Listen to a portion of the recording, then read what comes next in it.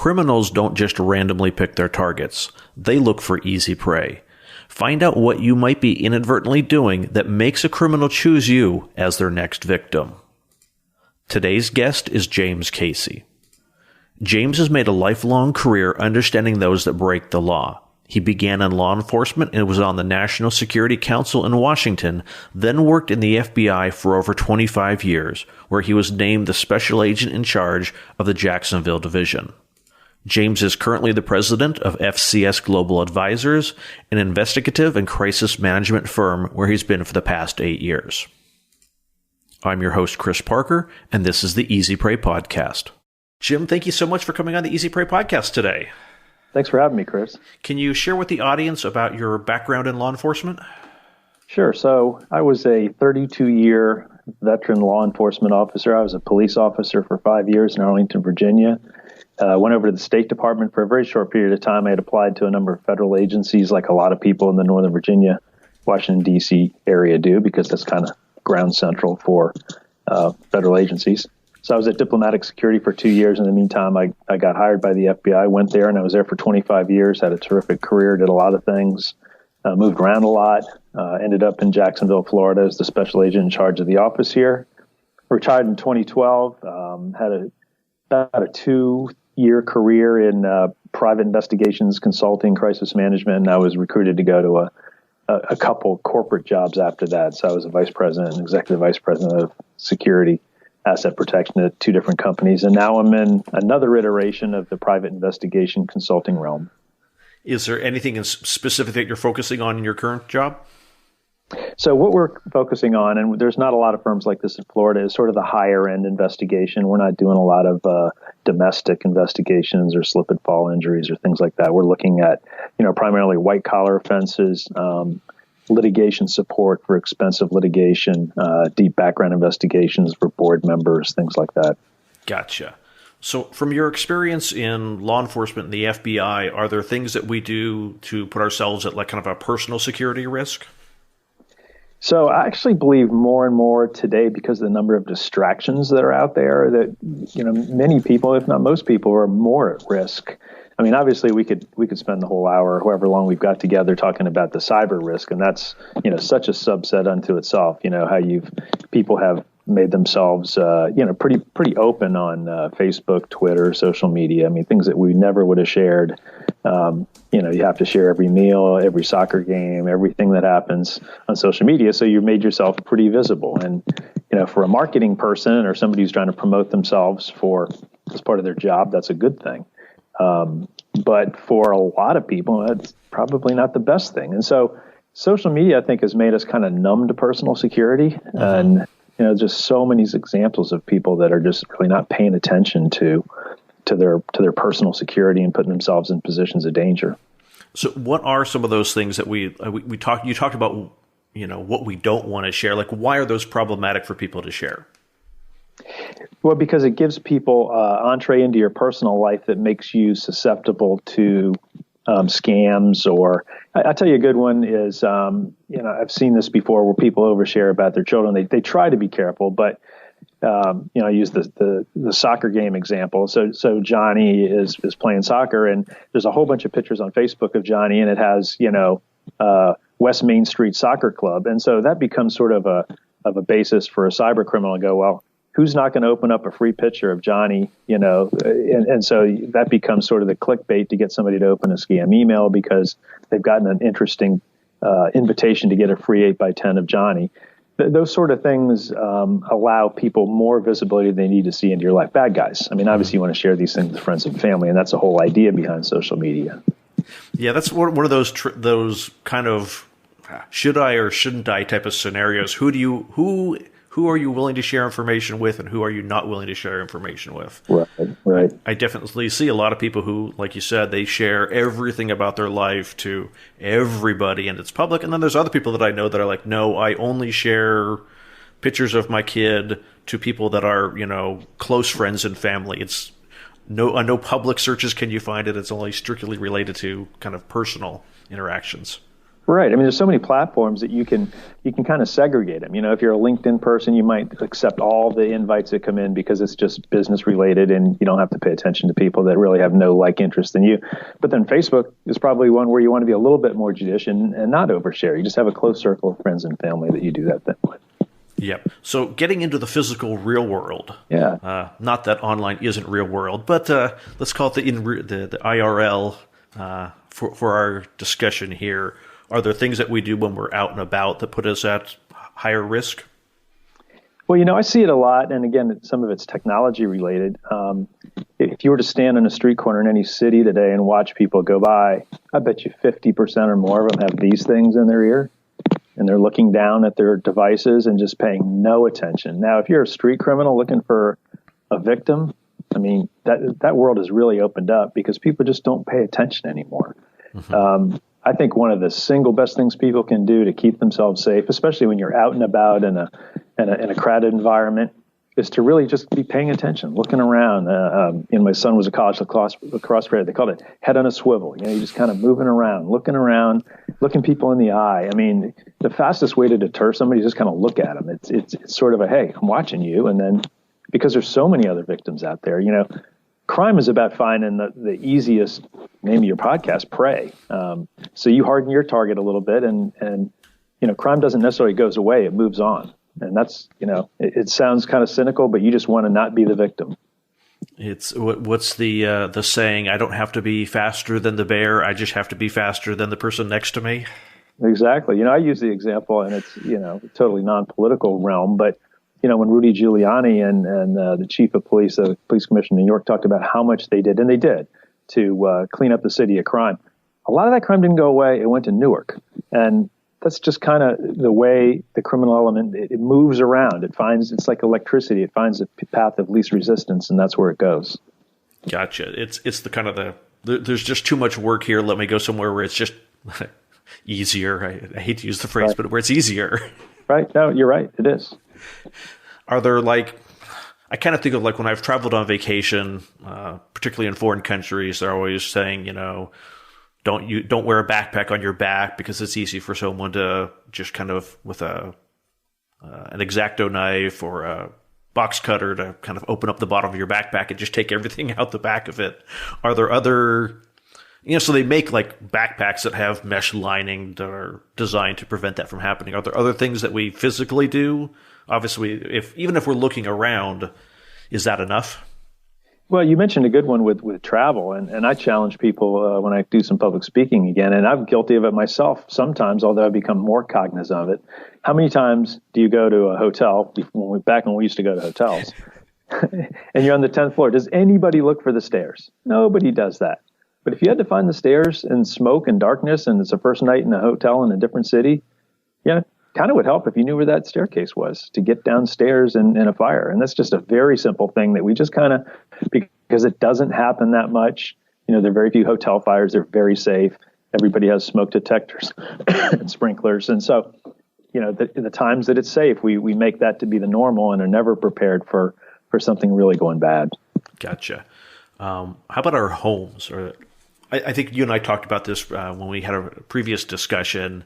I've heard that NRA stickers and flags are potential, not red flag, so to speak, to burglars, but something that increases their awareness that says, hey, there's a gun in this house. I can pawn guns or I can use guns for crime.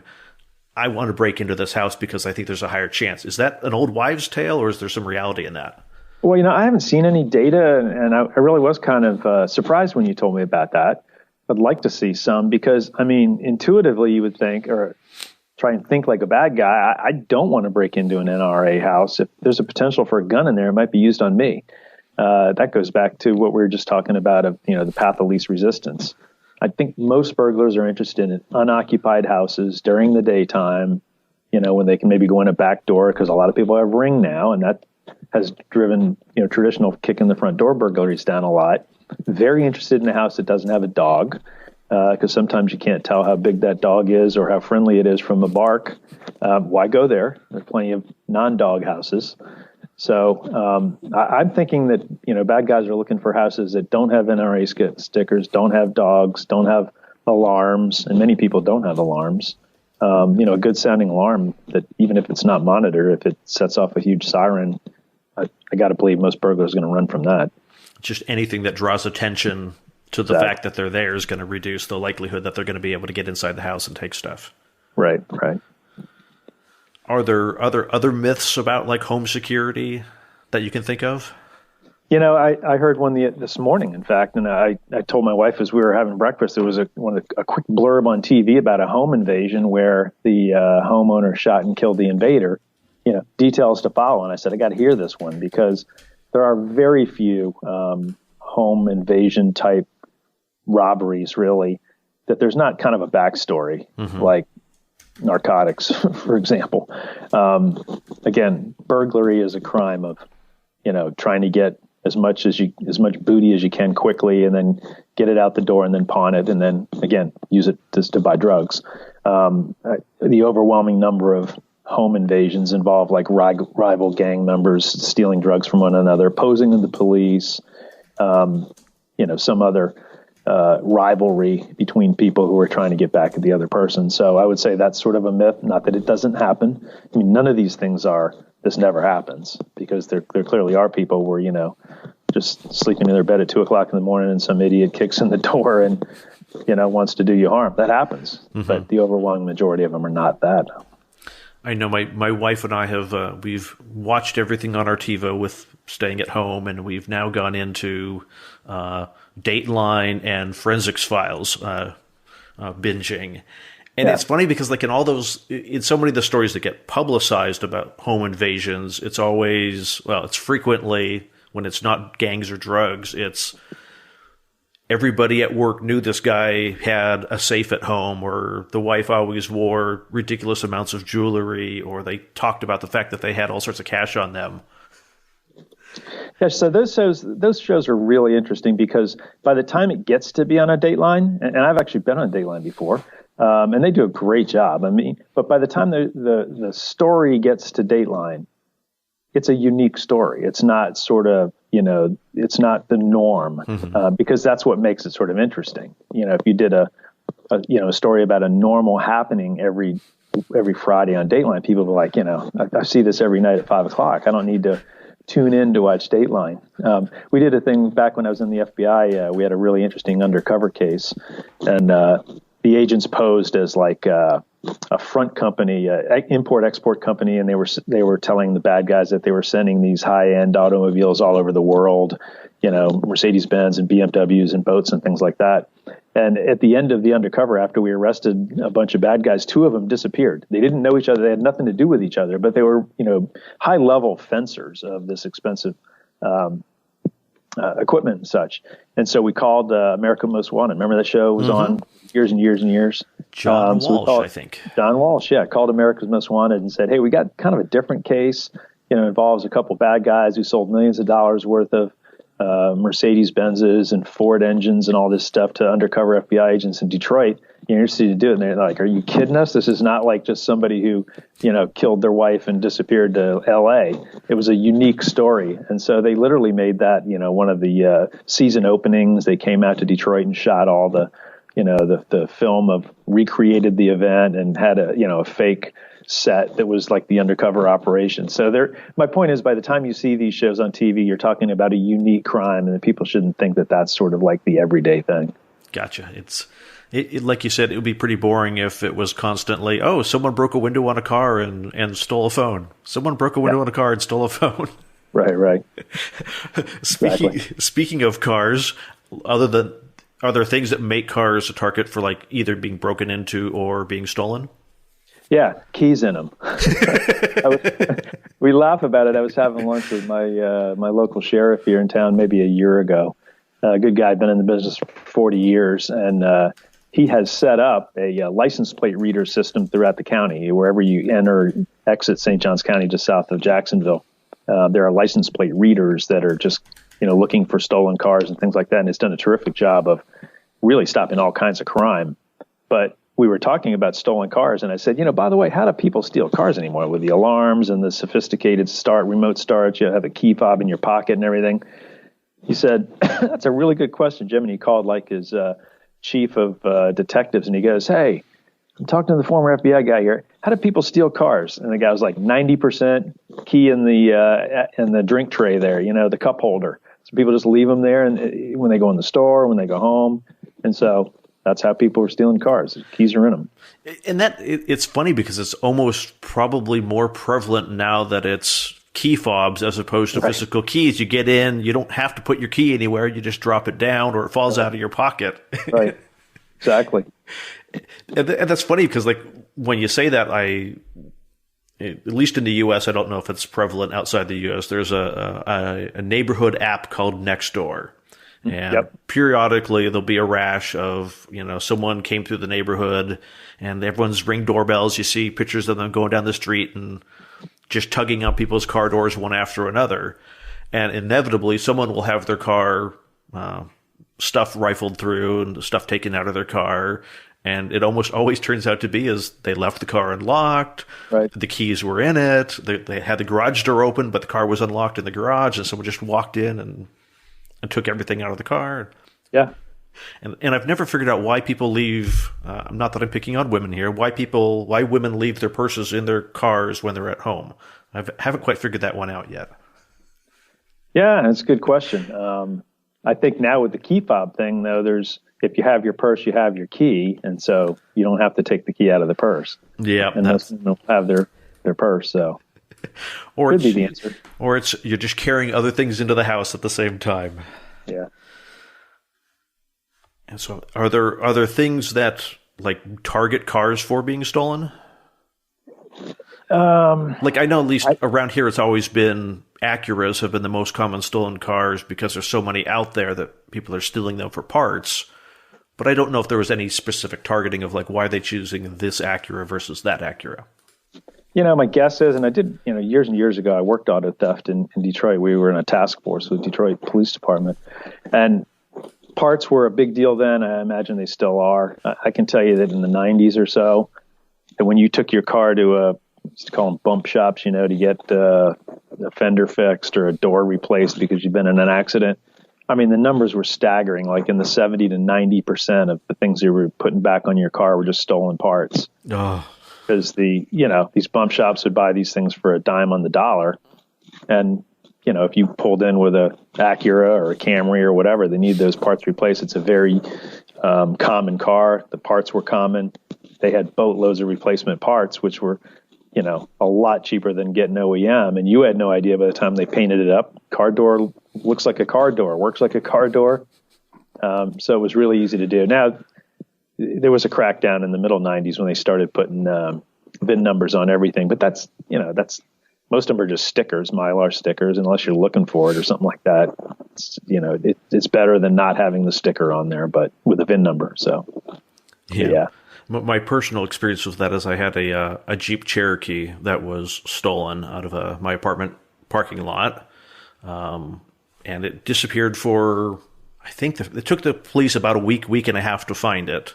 And by the time they found it, it had been stripped of very unusual but very specific parts. When I was talking with the police officer, he says it looks like someone had a Jeep that was needing repair, and they specifically took just the parts that they needed to repair someone else's car. But in the process of stealing, like what probably would have been $500-600, maybe $1,000 of parts, they did like $8,000 of damage to the car to get the couple $100 worth of parts. I'm like, exactly. They tore out the dash just to get to one component that was behind the dashboard, and it's like, oh my goodness, you destroyed my truck. Yeah. I don't know if they're still a thing, but a couple years back, airbags were huge because they're so expensive to replace. Yeah, I've heard that. I don't think they stole the airbag. It was like they stole the spare tire. It was weird, very odd parts that were not very expensive, but they were very specific. So are there things that we could do that when we're out and about that help us to be more aware of what's going on around us, or should we trust our gut if we see people that we don't recognize?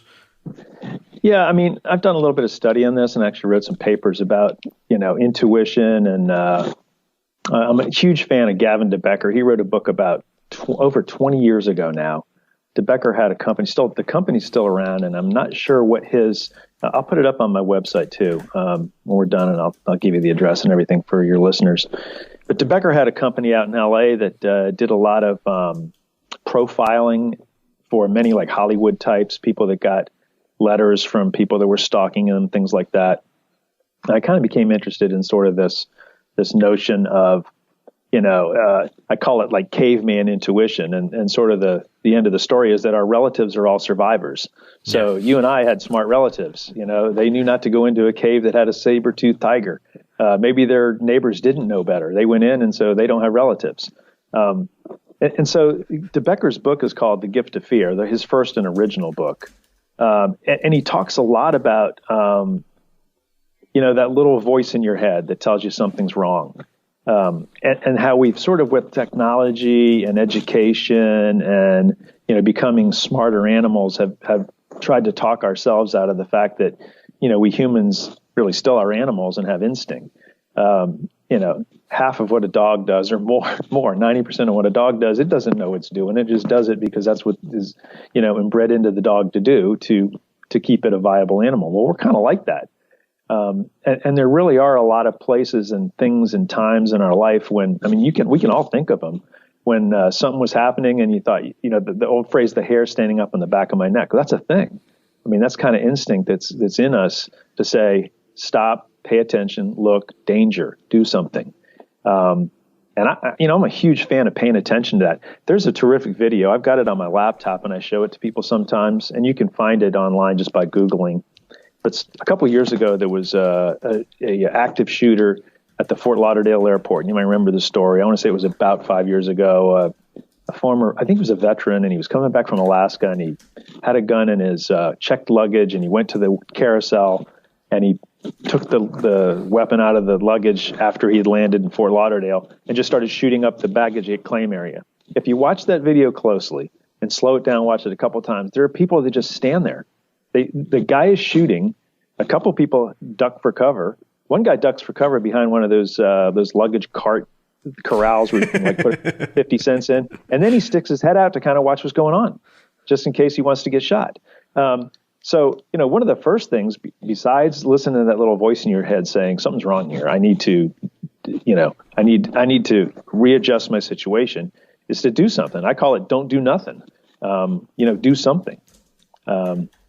So I'm a huge proponent of that. And it doesn't mean you have to be paranoid and every time you hear, a car tire squeal or something like that. But it is that voice in your head. This is particularly, and DeBecker talks about it in the book, this is particularly applicable to women because, they are the ones that can be assaulted much more than men, especially if they're assaulted by a man.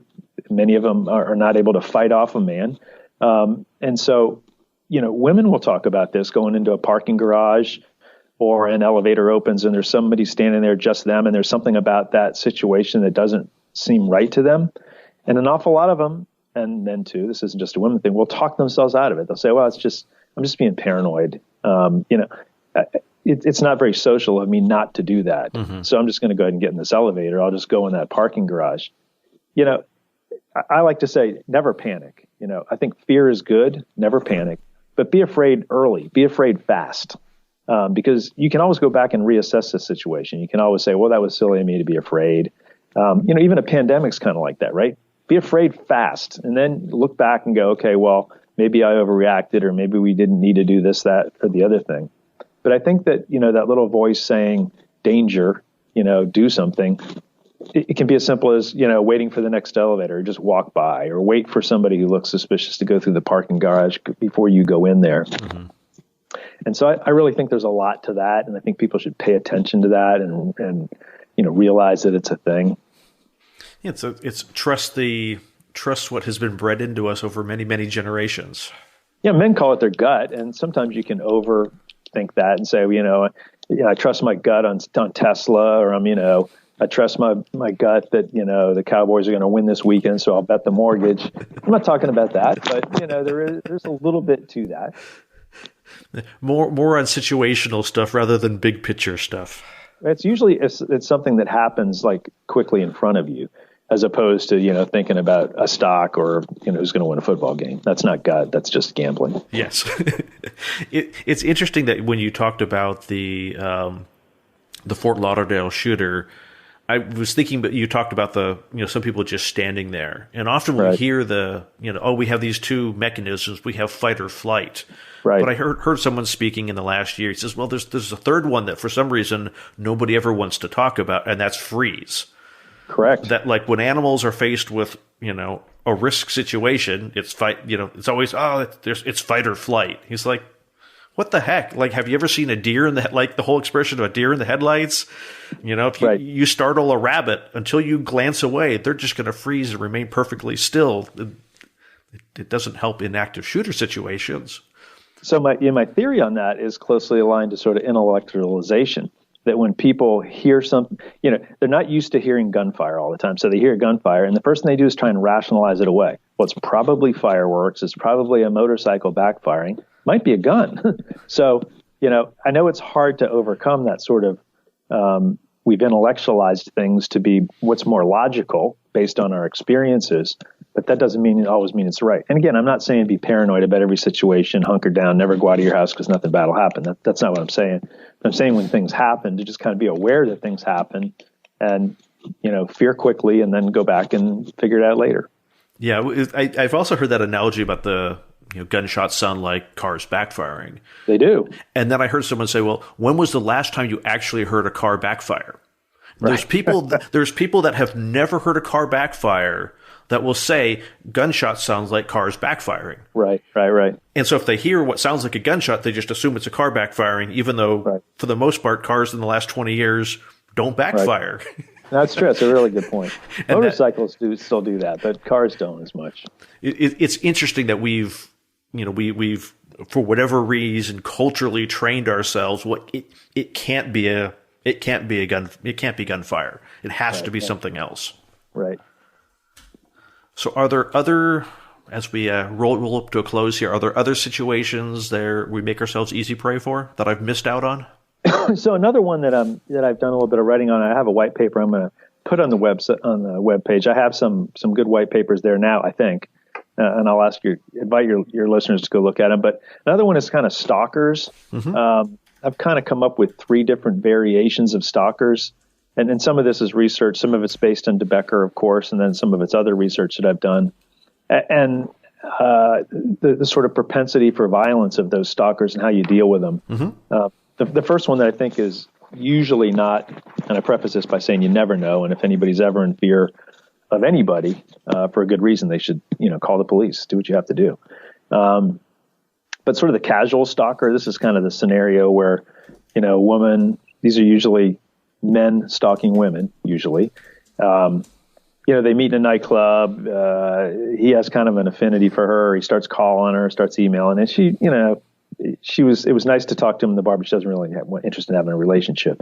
And then it kind of turns into stalking. Mm-hmm. And, you see this happen, and oftentimes what the victim will do is try and be nice to the person and try and kind of let them down gently and, agree to meet for coffee every now and then, but I don't want to be a relationship. And, really that's not the way it usually works. If somebody's stalking you in that sort of casual relationship thing, they're never going to go away until you just tell them that it's over, that you're not going to have a relationship with them. You have no interest in having a relationship, and you really can't negotiate your way out of it or try and be friends. That just doesn't work. And so, really, unfortunately, the only thing that gets this person who's interested in controlling people, that's what the underlying psychology there is. Really the only thing that gets him to move on is to find somebody else to stalk or be obsessed over, unfortunately. Mm-hmm. Another one is sort of the stranger stalker. This is what DeBecker saw a lot of. Celebrities see a lot of this. It's where, somebody sees you from afar. Maybe you work in a big office and they have an affinity for you, or they see you at the mall or something like that, and they start kind of stalking you from afar, mm-hmm. And sending you emails or trying to get in touch with you, but not coming up to you in sort of the normal way that people have relationships and introducing themselves and trying to get a cup of coffee or something like that. They're literally stalking you. And those can be a little more dangerous, kind of the John Hinckley type thing. They're usually very smart people, high IQ, things like that. In that case, you're probably going to need to involve law enforcement to, warn this guy off, maybe get a restraining order, something like that. And then the third and really the most dangerous is the intimate stalker. And this is an interesting phenomena because these are people that are in relationships with other people. And, we talk a lot about, and a lot of times you see violence with people that are in intimate relationships, where they hurt each other. And we talk about the heat of passion, and that's a thing. But I'm talking about stalking where usually the guy leaves or is kicked out or, has a restraining order against him and then stalks the woman after that. And that's usually a really dangerous situation because that guy is not operating in the heat of moment. He's not really pissed off about something right now. He's decided he's going to come back and hurt you. And, there are many, many cases. I mean, unfortunately, the most famous case we all know about is the O.J. Simpson, Nicole Brown case, where every indication that O.J. Simpson was going to murder her happened. The destruction of property, her calling the police many times, him being arrested. Here's a really big one. Her telling people, that guy's going to kill me. When a woman tells somebody, that guy's going to kill me, and she ends up dead, what the chances that he did it are? It's like 99.9%. So that's a really dangerous situation where somebody is being stalked by an intimate. That's almost always not going to end well. And it's hard to deal with. It's very, getting a restraining order doesn't necessarily fix things. Sometimes it even amps them up and makes him, makes your question his masculinity. And it can it's a really dangerous situation and people really need to think hard about that. And most importantly, recognize the warning signs. If you're being stalked by an intimate person, that's a dangerous situation. Mm-hmm. So are there different warning signs for each of these different classifications of stalkers, or is it just your previous interaction with them or your lack of interaction with them? So, in the first case, you've met them in a social situation. Usually it's somebody you've met and there's sort of a friendly relationship to start. Mm-hmm. It's just that, you're not on the same page he is. And I think, this goes to talking yourselves out of a problem that, well, this isn't really a problem, or, it's, he's probably not stalking me. He just wants me to be nice to him. Again, that really happens that way, that he just accepts the fact that you're not interested anymore, especially if he's stalking you. I mean, this guy is sending you unsolicited emails, if he's literally following you around. Again, that's just, he's only going to end when he realizes. I use the example of a kid who's obsessed with a toy and he's totally obsessed over it.